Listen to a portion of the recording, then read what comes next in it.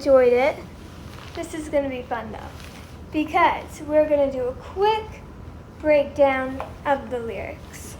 So first, let's start with verse 1. Why even try? Official lyrics, breakdown, and meaning. I'm so powerless, not an equal here. You're so relentless, wanting to be feared. I gave you respect, it wasn't return. My facts you reject, you need the last word.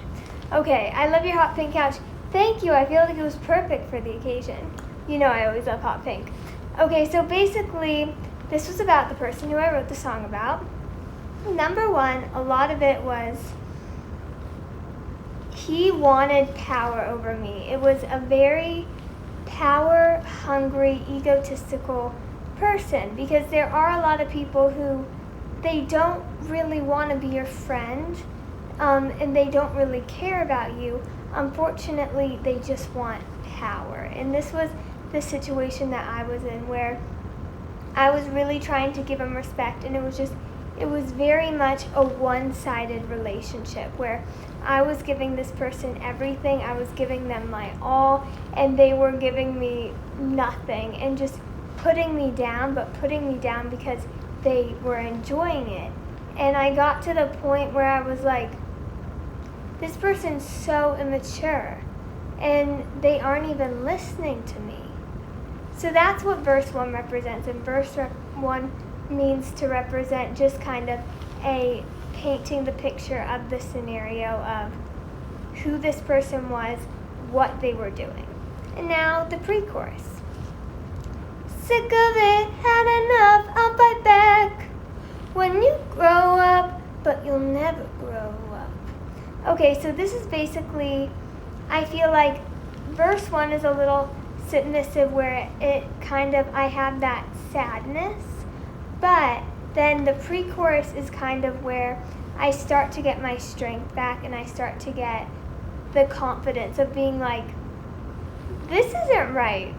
I'm over it. I'm done. And also it goes to the part where I'm not going to fight back till you grow up. Because the truth is, I don't feel that there's a point of fighting with somebody who's never going to see your side. There's just not a point, because you can make the most eloquent point in the world, but when somebody acts like a toddler and hasn't really grown up, or they're just, not even that they act like a toddler, because I don't mean to be mean, but they're so stuck in their worldview and the way that they see the world, they're not going to see your point. So it's like, there's no point in even wasting your energy, because your energy is so precious. So there's no point in wasting your energy fighting back. Instead, just keep living and keep doing you and live the life you want to live. And another reason why I want to say that is because it's like, for example, I just wanted to give an example of, like, let's say you are dating somebody who you love, and they're like an amazing person, but your friend doesn't approve of that person because they have a narrow worldview, or like for example, if they like judge them because they have tattoos, and they're like, you can't date somebody who has tattoos, oh my gosh. And you know what, like, that is such a narrow, judgmental point of view, to say you can't date somebody just because they have a tattoo. You know what I mean? And so it's kind of that scenario, being like, I'll fight back when you grow up. Like, when you're ready to talk about this like an adult and stop being so judgmental, I'll fight back. But for right now, you're just in your narrow worldview, I'm in mine, irreconcilable differences, own way. Chorus. You're gonna win every time, so I even try. Win every time, so I even try. Nothing to say when I see your face.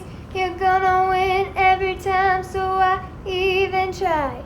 Win every time, so I even try. Win every time, so I even try.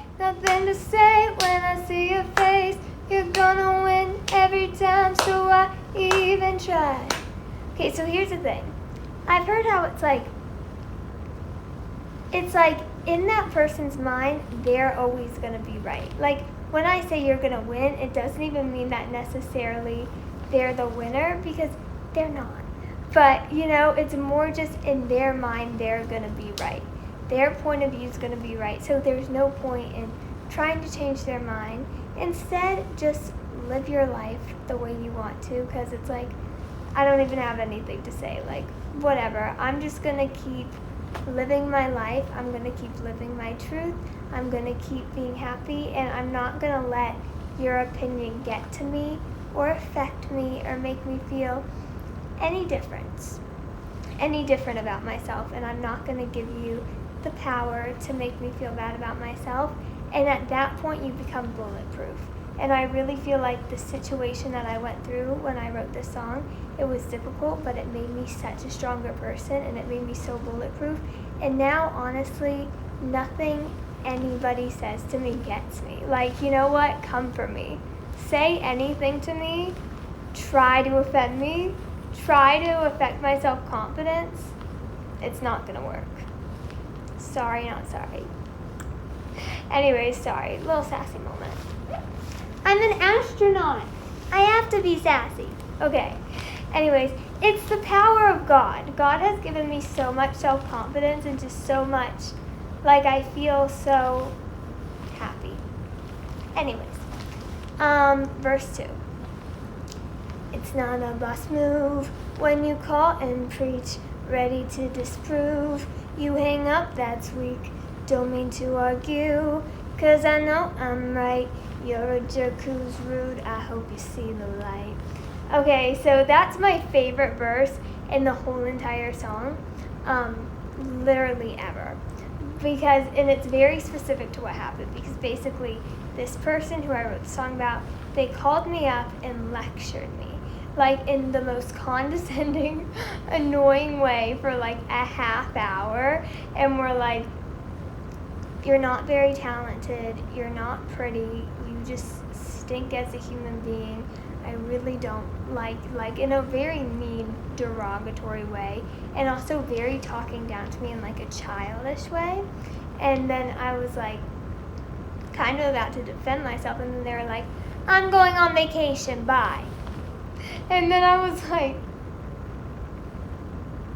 okay. And I was like, that's such a weak move to sit there. Well, they hung up on me, but it was just like, I got to the point where I was like, that's such an immature move to call somebody and tell them like, blah, blah, blah, blah, blah, and then not even let them get their point across and then hang up on them. But then, and at first I was upset because I was like, oh, I didn't get to defend myself. Like, I like to defend myself. I want to defend myself. But then I finally realized, you know what? I have nothing to say to them anyways. They're going to think what they want to think about me, and that's fine. Because at the end of the day, I know who I am. I believe in myself.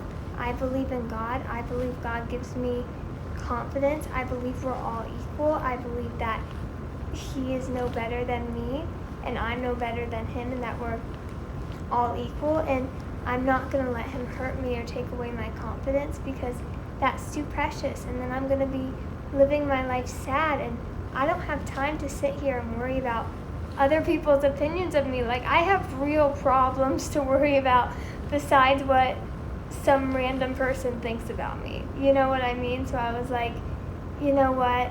At the end of the day, you're just a jerk and you're kind of rude, and I really hope you see the light.